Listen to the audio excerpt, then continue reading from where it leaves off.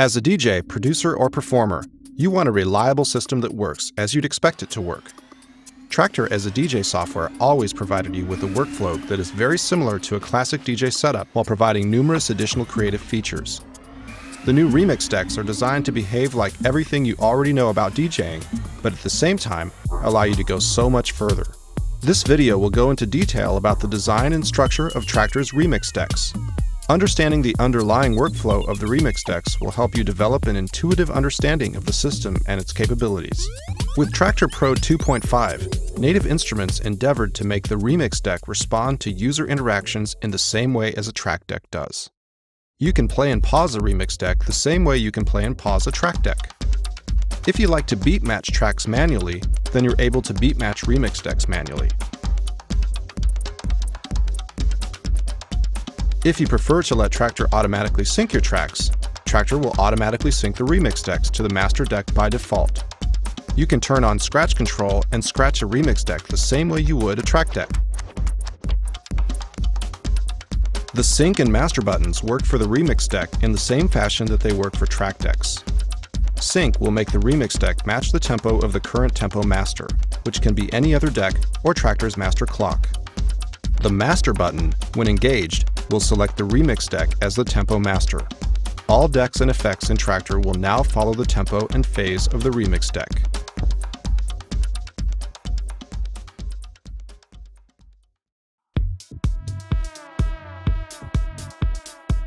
You can play a remix deck with sync turned off. An internal timeline will make sure that all samples, no matter what tempo they originally have, will play in sync with each other, while the remix deck can remain unsynced from the rest of Traktor. Every sample is synced to the remix deck's tempo. The new quantize system in the remix decks helps you to ensure that all samples will be in time when they start to play. Each remix deck can have its own quantize setting, ranging from a quarter beat to 32 beats, that determines its behavior for all samples contained within the deck. With quantize on, the samples will wait until a certain amount of beats have passed until they start playing when triggered. When quantize is off, samples will begin playing the moment they're triggered by the user.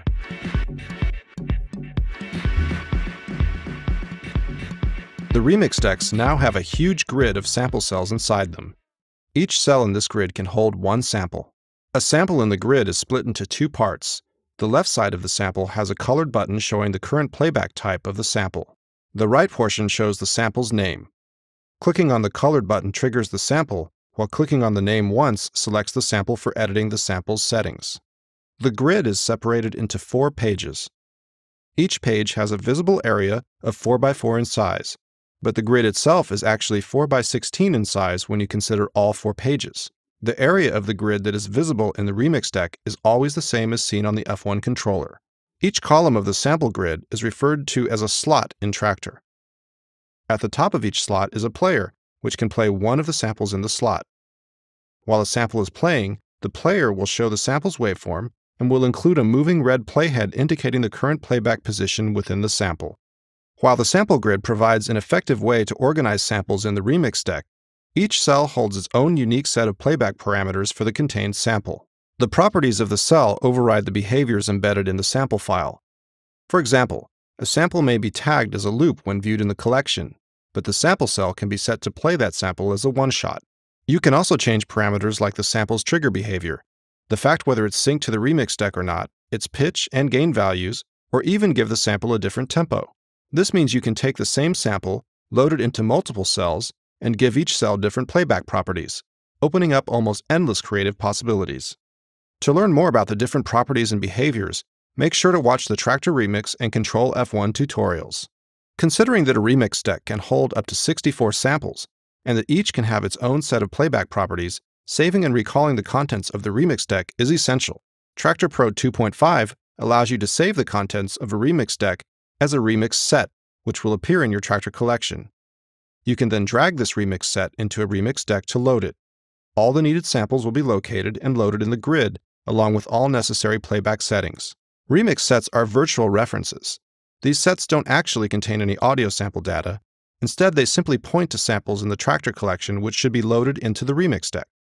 Therefore, Traktor will prevent you from deleting any sample that has been used in a remix set. If you attempt to delete sample files that are used in a remix set, Traktor will warn you. A dialog box will open telling you the names of the sets using the samples. Unless you specifically mean to delete those samples, you can always cancel this process so that you don't break any of your remix sets.